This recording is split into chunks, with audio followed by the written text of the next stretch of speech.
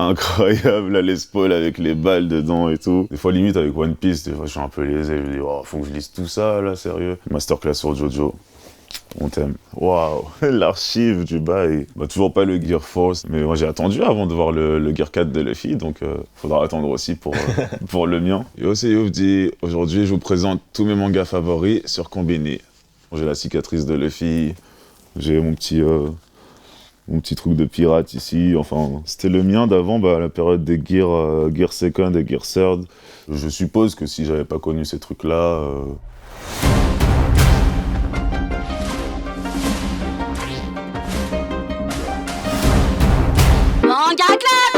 Dragon Ball, la base. Comme beaucoup, j'ai commencé un peu comme ça. Alors j'étais très petit et c'était l'époque des cassettes. Donc c'était pas Dragon Ball finalement, c'était Dragon Ball Z. C'était les cassettes, j'en avais 2 que je mettais en boucle. C'était genre Sangoku en enfer et tout. Vous qui avez l'air de tout savoir, est-ce que tous les gens qui meurent viennent ici? Sans exception. Le chemin infini, là, je sais pas si tu vois. Pas beaucoup de bagarres et tout, mais ça m'avait un peu plongé dans le truc. J'ai découvert Dragon Ball juste après, base un peu du shonen et tout. Je kiffais le délire, le fait que Goku a cherché son petit Kaioken, tu vois, pour revenir plus fort, ce que j'ai découvert des années après, vu que du coup, forcément, j'avais que 2 cassettes. Mais franchement, putain de souvenirs. Ah, il y a Dofus. Alors Dofus, j'avoue, j'ai jamais lu. Gros big up, Ankama, parce que vous avez rythmé mon enfance par les jeux. J'avoue, ah si, le 1, je l'avais lu. C'était vraiment le feu et je trouvais ça super osé pour un truc français et tout, de venir se lancer dans ce délire-là et tout. Et en plus de si bien le faire, de décliner le bail comme ça et tout. Ankama, je vous aime. JoJo's Bizarre Adventure, très gros classique. J'étais grave un mec qui regarde plein de vidéos sur YouTube. Du coup, j'avais découvert, je crois ça sur le... Ça devait être le chef Otaku ou mon gars Lucas TV, big up à toi si tu regardes cette vidéo. Et c'était vraiment présenté comme un précurseur grave du genre. Le démarrage est assez long. Ça décourage pas mal de gens un peu au début, le style. Mais voilà, ça pose le contexte. La famille Joestar, Dio Brando, mon gars. C'est ton préféré? Non, ce serait pas mon préféré, vu que je suis plus le héros de shonen typique. Moi, donc, je m'identifie souvent à la pureté, la naïveté, tu vois, Goku, quoi. Tu vois, ouais, grave. Donc, mais j'adore Dio, mon chat, mon deuxième sphinx s'appelle Dio, d'ailleurs. Mais ouais, la base, et du coup, franchement, ce qui est grave cool et que j'ai adoré dans ce truc-là, c'est que à la fin du premier arc, sans spoiler, t'as un retournement qui fait que tu te dis « Oh, damn !» C'est la direction que ça prend. Et donc, il y a ce truc de cycle un peu familial, aussi de changement de lieu. Donc déjà, ça commence pas au Japon comme plein d'œuvres. On commence en Angleterre. Et t'as la transi, donc ça fait quoi, États-Unis, une partie en Italie. Enfin, vraiment, le truc te fait voyager de fou. Partie 3, tu vas jusqu'en Égypte et tout. Bref, c'est la folie. Gros classique. Qui en plus a inspiré tellement d'œuvres, vu qu'ils ont instauré le concept de l'onde Hamon, tu vois, qui a grave inspiré du coup des trucs du type le Nen dans Hunter, le Ki dans DBZ, le Chakra dans Naruto, le Reiatsu dans Bleach, Masterclass sur Jojo. On t'aime. Il y a Fairy Tail derrière, bon, je vais pas en parler. Fire Force non plus, par contre, qui sont des œuvres que des fois les gens aiment bien. Mais c'est justement ce genre de shonen, disons que je n'aime pas parce que je trouve la recette est trop simple. Mais je les vois, donc je le dis. Par contre, GTO, gros bisous, bien sûr. Franchement, j'espère que vous connaissez tous GTO. Koreito Ticho Nizuka, 22 ans, célibataire et libre comme l'air.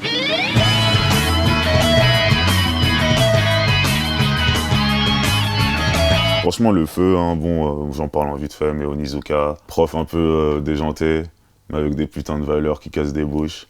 Et aussi Young GTO, qui est vraiment trop bien. Sachez que je me le suis pris à fond. J'aime beaucoup les trucs un peu tranches de vie japonaises comme ça et tout.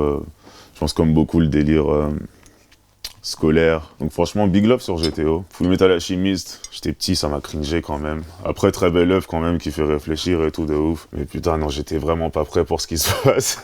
Ça m'avait tellement dégoûté, genre. Du coup, je le classe pas dans mes loves. Beck, gros coup de cœur sur Beck. En gros, c'est un mec qui apprend la guitare, qui se retrouve à jouer dans un groupe. Il y a plein de péripéties, du coup, pareil, un peu histoire de lycée. Mais le plus fou, c'est vraiment, ce que j'avais kiffé, c'est de le voir apprendre. Bon, bien sûr, il est bon. Mais au début, on sait pas qu'il chante, il chante super bien. Et puis, c'était grave dans la période guitare que j'ai découvert ça et tout. Quand j'ai moi-même commencé à me buter avec sa petite Gibson, là. incroyable, la Les Paul avec les balles dedans et tout. Il y a des pages où tu vois il y a des Kurt Cobain, il est dessiné, genre vraiment c'est la folie en vrai de ouf. Et il y a un animé aussi, qui est vraiment cool et même les musiques sont vraiment super bien. L'opening est incroyable aussi, faut le dire. J'aime bien en général les génériques, tu t'arrêtes un peu dessus, sur les Ouais. openings et endings. Ah, mort. Ben, je dis même souvent que c'est ce qui m'a aussi dirigé vers la musique que je fais aujourd'hui. Et même quand je sortais mes projets, du coup, mes mixtapes Gear Second et Gear Third, donc liés à One Piece, je construisais un peu le truc en mode opening, ending. Je voulais qu'on ait un peu l'impression de vivre un épisode d'anime, quoi, tu vois. Hajime no Ippo, cultissime pour moi. Bah, en termes de manga de sport, du coup, je pense que c'est l'un de mes préférés. Je l'ai regardé pas mal de fois.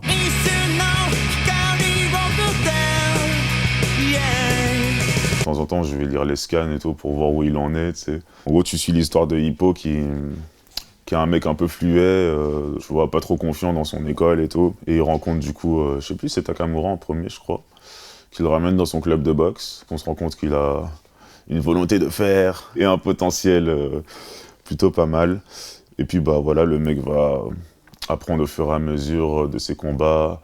Il va aussi mûrir parce qu'il bosse tout seul avec sa mère et tout. Une machine, tu vois, il se retrouve blessé, il revient, il affronte des mecs de plus en plus forts. Il va connaître la défaite aussi. T'as envie de faire de la boxe après ça, les techniques, le Dempsey Roll. Comme d'hab, hein, j'aime beaucoup les trucs qui motivent, la volonté, croire en ses rêves, tu peux tout faire. Blabla, tu connais le discours, quoi. Si ça n'existait pas, je serais pas là, donc bon. Bah, du coup, j'en profite, comme t'en parles, tu parles de ce discours-là, la volonté, détermination, Ouais. tout ça, Dragon Ball, les mangas qu'on verra après aussi. Oui.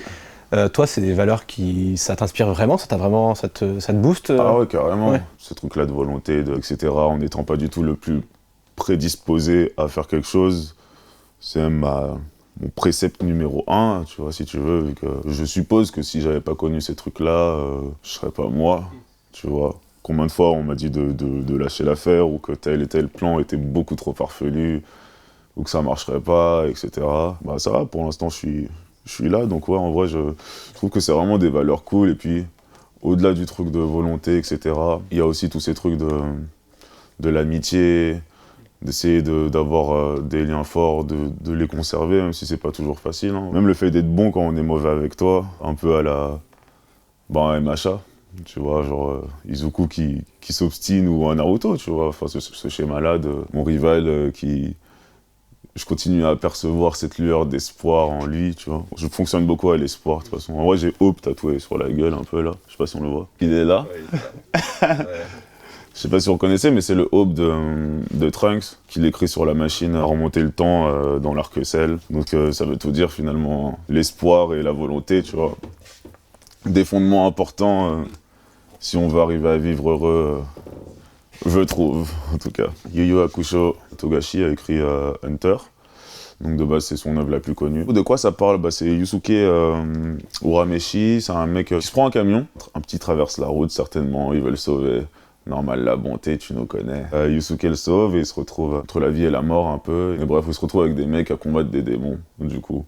Dit comme ça. Il se constitue une équipe, comme d'hab, certains premiers antagonistes, genre le mec qui le bouffonne un peu et tout, devient pote avec lui. Et ce qui me tue, c'est la redondance de certains types de persos. Tu vois, le mec qui traîne du coup avec le héros, mais qui est un peu rustre, un peu concon des fois, mais super loyal et super fidèle. Et donc bah t'as ce truc où du coup il se constitue son équipe, il y a un peu des tournois à la Dragon Ball et tout, ça pose les bases quoi vraiment. Et tu reconnais du coup pas mal de choses. En lisant Hunter, tu sens qu'il a gardé certaines recettes. Et franchement j'aime trop. Hunter reste un chef-d'œuvre malgré le fait que ce soit toujours pas fini et le côté peut-être un peu, je trouve, indigeste de certains scans quoi. Vraiment, pour lire le tome, faut y aller. Tu sais, j'aime pas quand il y a trop de texte. Vraiment trop. Des fois, limite, avec One Piece, des fois, je suis un peu lésé. Je me dis, oh, faut que je lise tout ça, là, sérieux. J'aime bien les dessins, moi. J'aurais kiffé être mangaka, d'ailleurs, j'ai beaucoup dessiné. Je vois Kingdom derrière aussi, que j'avoue, j'ai pas fini, mais période un peu féodale, on va dire, en Chine. Big up avec la veste.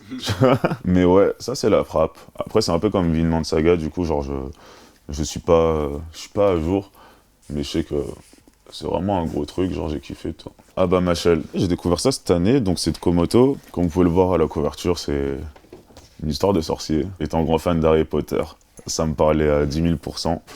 Et le concept, c'est quoi? C'est un mec, du coup, qui n'a pas de pouvoir. Je sais que là, si je dis ça, il y en a qui connaissent pas, et on me dit « Ah, comme dans Black Clover !» Non. En vrai, j'ai kiffé déjà d'une de voir le truc inspiré d'Harry Potter, donc forcément, je me suis directement plongé dans l'univers.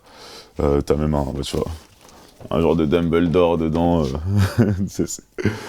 Vraiment, ça me tue. Ils ont tous un peu des marques sur le visage, des genres de cicatrices. Plus t'en as, je crois, plus t'as du pouvoir. Après, c'est un truc léger, hein. Genre, c'est pas non plus un ultra coup de cœur, genre j'en peux plus. Mais c'est marrant de le voir, du coup, croiser des sorciers de plus en plus chauds, des mages un peu grave chauds. Il leur pète la gueule avec un poing, tu vois. Donc ça veut dire Avada Kedavra et le bouc, je compte ton sort impardonnable. Genre c'est vraiment la folie. Donc vraiment j'attends grave de ce truc. Je me demande où ça va aller. Mais c'est vraiment la frappe. Bah, là où un One Punch Man ça m'a pas trop parlé parce que je me disais mais le gars peut pas se faire Sangoku quoi quand même, c'est un peu abusé. Genre des fois ça me faisait un peu mal au cœur. Ça j'aime bien vu que j'ai pas l'impression qu'il pète la gueule à des gens des autres univers. Bah, pareil je me suis plus pris Mob Psycho dans le délire. Ça m'a fait un peu l'effet ça fait longtemps que j'ai pas trouvé une œuvre de ce type. En gros, le mec est tellement timide et tellement réservé et conscient aussi de la possibilité et du danger de ses pouvoirs qu'il essaye de pas s'en servir. Et il vit un peu comme un petit persécuté, du coup, tu vois, très dans son coin. Et pareil, du coup, il se développe au fur et à mesure. D'ailleurs, en fait, moi, j'ai un truc, c'est que j'aime beaucoup collectionner les tomes 1. J'ai la flemme d'avoir une mangathèque de l'espace qui n'en finit pas comme ici. Du coup, en vrai, ce que j'aime beaucoup, c'est me choper le tome 1 de tel ou tel bail. Comme ça, bon, ça grandit pas trop vite, mais ça va, on arrive à gérer. C'est une bonne technique pour ceux qui veulent collectionner sans vraiment avoir besoin d'avoir les 90 tomes et après de vouloir tout revendre parce qu'on est dans la merde et qu'on n'a plus de place. Hop. Et l'anime est super cool aussi.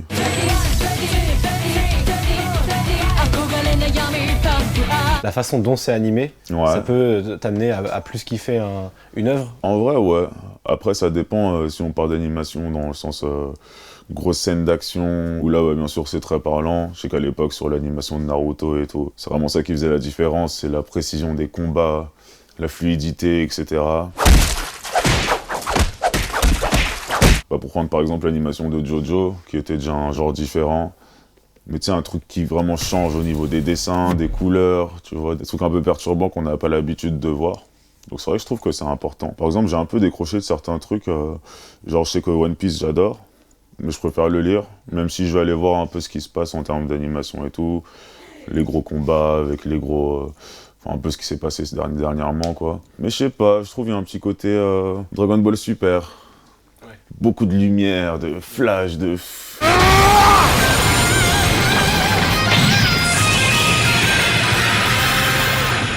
Je trouvais dommage sur Dragon Ball Super. On détruit déjà des planètes, on en arrive à détruire des univers, enfin, comment arriver à retranscrire autant de puissance, plus que tu ne l'as déjà fait, à un moment t'arrives plus, tu vois. À l'époque, tu voyais une méga patate dans le ventre et tout, tu sais, je ressentais le gars, il crache ses poumons et tout, t'en peux plus. Kamehameha, ça détruit la planète.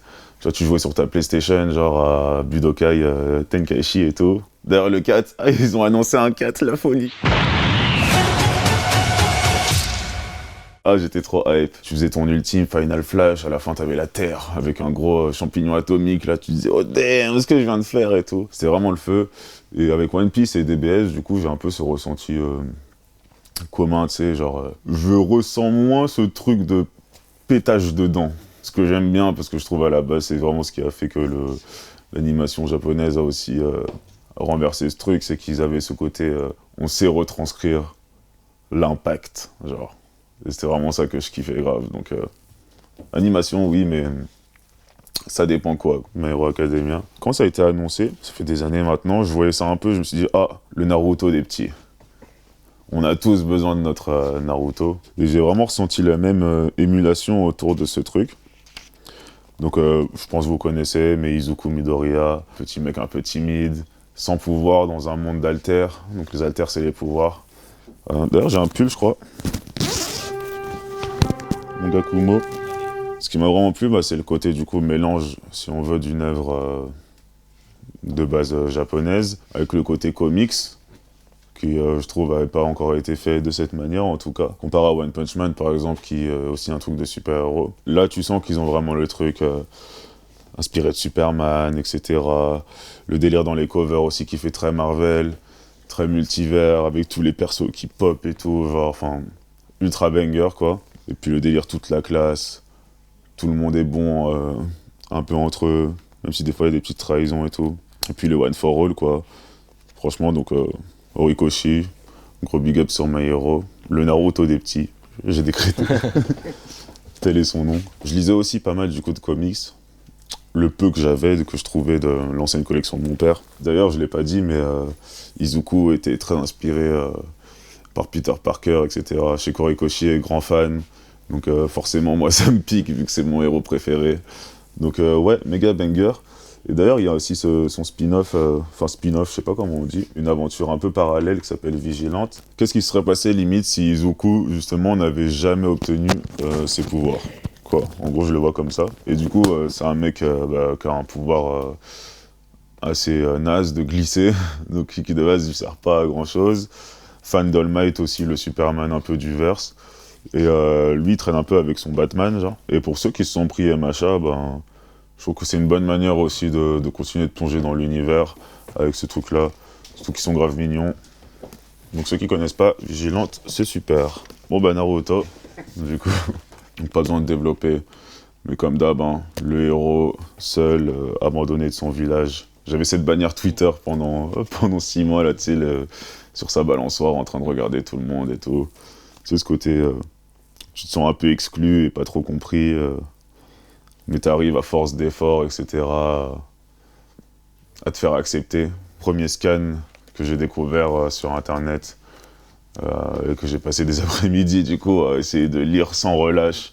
Tu vois, quand vraiment t'arrives pas à lâcher l'écran, t'es là, cliquer. Voilà, un style de dessin vraiment particulier aussi, je trouve, pour l'époque. Il y avait un peu le trio de tête, genre, je me rappelle quand j'étais petit, on disait DBN, genre Dragon Ball, Bleach, Naruto. Et Naruto, pour moi, c'était vraiment la base, parce qu'aussi c'était l'époque des AMV, tu vois, donc les vidéos de combat un peu dantesques, montage avec Naruto contre Sasuke, les Rasengan Chidori qui s'entrechoquent en même temps, et tout, noir et blanc, sur une musique d'Evanescence, un gros Linkin Park. C'était le feu, genre, je le dis tout le temps, mais c'était vraiment tellement... c'est ça qui m'a fait découvrir ce genre de musique. Et puis, quel banger en termes de qualité, d'univers vraiment assez étendu, tu vois, en personnages. Et ça reprenait les codes, mais en ajoutant tellement de nouveaux que t'étais obligé de te prendre ce manga quand t'étais petit, quoi. Et ça me tue de revoir les premiers dessins et tout, avec un Sasuke qui ressemble même plus du tout à ce que c'est aujourd'hui, genre. D'ailleurs, je tiens à dire que Boruto, j'avoue, moi je suis pas fan. La fin de Naruto était déjà tellement lourde à digérer, quoi, que la suite Boruto, pareil, genre on attend tellement de tels niveaux de puissance avec Madara, etc., que comment après tu me sors encore des méchants encore plus forts avec la famille de Kaguya et tout. Bon ouais, Boruto, ça m'a un peu saoulé. Et ça me fait un peu chier vu que je trouve que ça entache, pour moi, je sais que ça fait kiffer plein de petits qui ont découvert l'univers par ça, comme nous on a découvert Dragon Ball Z avant de connaître Dragon Ball. Mais je trouve que Dragon Ball Z apportait vraiment un truc à Dragon Ball, développer un truc plus mature, etc. Là où Boruto reproduit un peu, tu sens que bon, il y a le truc... hey, ça fait de l'argent mon gars, on continue. Tu vois, genre. One Piece, du coup, on en parlait, forcément. Du coup, One Piece, œuvre méga importante de ma vie. Déjà, j'ai connu cette œuvre comment sur D17, je crois. Comme tu sais, on n'avait pas le luxe quand on était petit, nous, de pouvoir choisir. Ah tiens, je commence par l'épisode 1 et tout. Souvent, t'arrivais sur un truc en pleine aventure comme ça. Moi, je pense qu'il venait de rencontrer Usopp, quoi. Déjà, l'opening, je prends une bonne claque juste par ça, tu vois.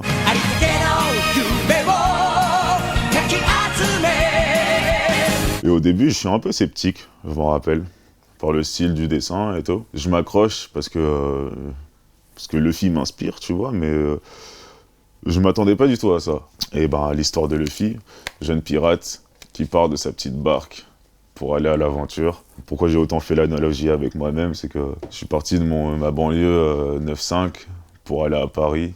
Pareil avec une barque et un pote du coup. Et fonder un équipage. Donc c'est vraiment ce délire, j'ai l'impression d'aller sur une île voir des gens kicker en open mic méga fort et tout. Et moi, je maîtrisais pas du tout mon fruit, tu vois. Et de se constituer une équipe avec chacun des qualités, donc un cuistot, celui qui maîtrisait bien la mélo, mon Zoro, celui qui découpait, qui rappait grave bien, et tu sais, on prenait un peu tous, chacun des autres, on apprenait grave, on évoluait ensemble, t'as des embrouilles avec d'autres équipages, t'évolues, tu grandis, tu vois, tu fais une ellipse, Ouais. enfin, vraiment, tu sais, genre, j'ai l'impression que j'aurais pu retransmettre tout ça en manga, d'ailleurs j'aimerais trop le faire un jour, mais ça ressemblerait trop, tu sais, ce serait juste le contexte qui changerait. Je suis au dernier scan, en vrai, ben, One Piece fait tellement partie de ma vie, si tu veux, que avant même que le scan sorte, je sais plus quel jour, là, je crois que c'est le mercredi ou le jeudi, je sais plus, que j'ai déjà vu 4 vidéos spoilers, des théories et tout, que je vais moi-même lire les spoils. Je suis à jour, quoi. C'est vraiment, on le lit en anglais avant de le lire en français. Et ça depuis toujours. Quoi, donc là, en vrai, depuis que je suis petit et qu'on a eu les Bleach, etc., bah, c'est le seul qui a autant perduré dans le temps, qui est rentré dans ma routine, quoi, finalement, vraiment. J'ai même plus l'impression de le suivre. Je sais pas si tu vois ce que je veux dire. Genre, des fois, on me demande « Hey, t'as lu et tout, le dernier scan et tout ?»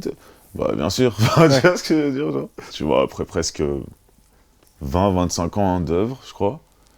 Tu vois, j'ai 27. Ah ouais. Je sais pas combien de temps je vais le lire encore, genre. Ouais, voilà, One Piece, quoi. La base, de toute façon, j'ai la cicatrice de Luffy. J'ai mon petit truc de pirate ici, enfin, c'était le mien d'avant, bah, la période des Gear Second et Gear Third. Tu vois, bah, mes premières mixtapes avec carrément le nom de ces techniques, quoi, pour illustrer le premier, c'était genre, ok, là j'arrive, je mets une patate au rap game un peu, tu vois. Le deuxième, c'était j'en mets une encore plus grosse, tu vois. Bah, toujours pas le Gear Force pour l'instant, que ma fameuse équipe aime bien. Enfin, quand je parle d'équipe, c'est les auditeurs aiment bien me réclamer. Mais moi, j'ai attendu avant de voir le Gear 4 de Luffy, donc faudra attendre aussi pour le mien. Ah bah Pokémon, j'avais jamais vu, je crois, le tome 1. Oh, il est vieux. Oh my god. Waouh. L'archive du bail. Bah, Pokémon, hein, j'avoue, je passe dedans, je suis obligé d'en parler, parce que comme j'ai dit tout à l'heure, c'est grave, je pense, l'introduction involontaire à ce monde, à l'animation. Quel banger d'avoir pensé à ça, quoi. Bah, j'ai commencé par les jeux, Pokémon Argent, je crois. Il y avait les cartes aussi à l'école, c'était la folie, les figurines et tout. Et ce qui me tue, c'est que j'ai réalisé aussi récemment que ça aurait pu ne pas être comme ça, tu vois. Parce que finalement, t'as eu des Digimon, qu'on kiffait aussi presque tout autant quand on était petit, mais qui n'a pas su prendre une telle place. T'as aussi Medabots, la folie Medabots. Je m'en suis rappelé il y a un mois, là. Je me dis, mais attends, j'avais ces jouets, là. Eh, c'était trop bien. Je suis tombé sur une vidéo de je sais plus qui, il y a pas longtemps. Genre, j'aimerais bien te créditer, mais j'ai oublié. Mais qui mentionnait, du coup, un peu toute cette guerre à l'époque du personnage enfin, un peu de l'histoire avec la mascotte et tout. Et ce côté attraper les tous, quoi. Et c'est vrai que Medabots, c'était vraiment un sérieux concurrent avec Digimon, etc. Genre. Bon, il y a eu Yokai Watch aussi par la suite et tout, mais ça, j'étais plus vieux. Putain, je m'imaginais un monde sans Pokémon, où ça aurait été Digimon. Ça aurait vraiment été la folie, tu vois. Ça aurait pas été pareil. Mais voilà, un gros bisou à Pokémon, parce que, bah pareil, j'ai la moitié de mes tatouages qui sont des Pokémon. Genre, ça a aussi beaucoup changé nos vies. Et pareil, hein, Sacha, c'est pas le meilleur dresseur à la base, mais c'est son rêve, quoi. Et tu vois, bah, il vient de l'être. Il l'a réalisé. Donc pareil, hein, j'ai 27 ans, donc ne lâchez rien. Ah, je vais parler de Spy Family.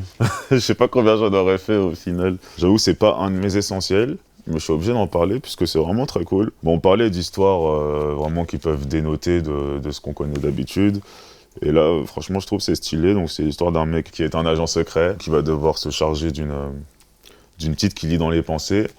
Et il a une fausse femme, du coup, qui, je crois, pas tueuse en série, mais un assassin, quoi, ouais, tueur à gage.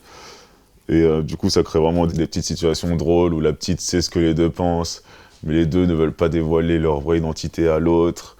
Et tu sais, ça te crée tout un schmilblick, là, je crois qu'on dit. En fait, c'est vraiment super cool, et c'est bien à regarder. À lire, j'avoue, j'ai jamais lu pour voir. Mais en tout cas, à regarder. Plongez-vous-y si vous cherchez un truc vraiment léger et qui fait rigoler, je trouve, tu vois. Spy Family. Mais là, je vais enchaîner sur un petit banger. Reborn.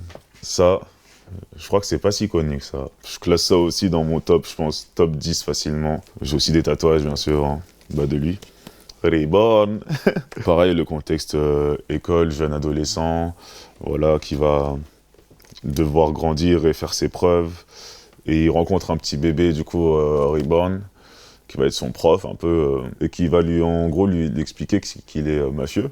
Donc il vient d'une famille des Vongola, on dit, donc une famille de mafieux en Italie, et que c'est un peu le dernier, donc mon gars, tu vas devoir reprendre le flambeau, même si t'es le plus nul, on y va, tu vois. C'est un peu comme tous les trucs que j'aime, hein. Je remarque d'ailleurs que j'aime que les mêmes trucs, en fait, finalement. Alors le démarrage est très très long, par contre, en termes de l'animé.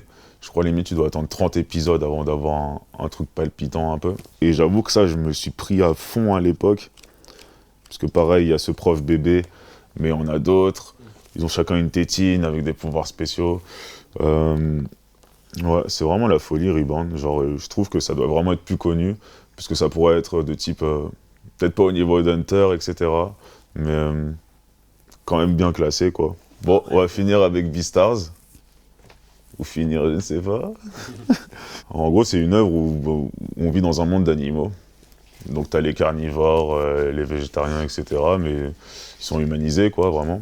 Et donc on suit l'histoire de ce mec-là, dont j'ai oublié le nom, mais qui a un loup dans son école, et qui va un peu se lier d'amour avec une lapine. Du coup, bah, carnivore, végétarien, tu vois, ça marche pas trop. Et au-delà de cet aspect-là, bah, c'est toujours ce truc un peu tranche de vie.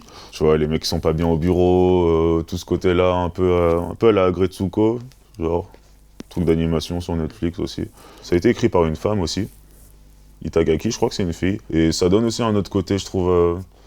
Enfin, tu le ressens quand je l'ai appris, je me suis dit, ok, je comprends un peu la poésie, la manière dont c'est amené dans cette œuvre-là. Donc voilà, Beastars, plongez-vous dedans. Et je pense que je vais m'arrêter là, sinon je vais parler pendant 2 heures. J'aime beaucoup les trucs qui motivent, la volonté, croire en ses rêves, tu peux tout faire, blabla, tu connais le discours, quoi. Si ça n'existait pas, je serais pas là, donc bon.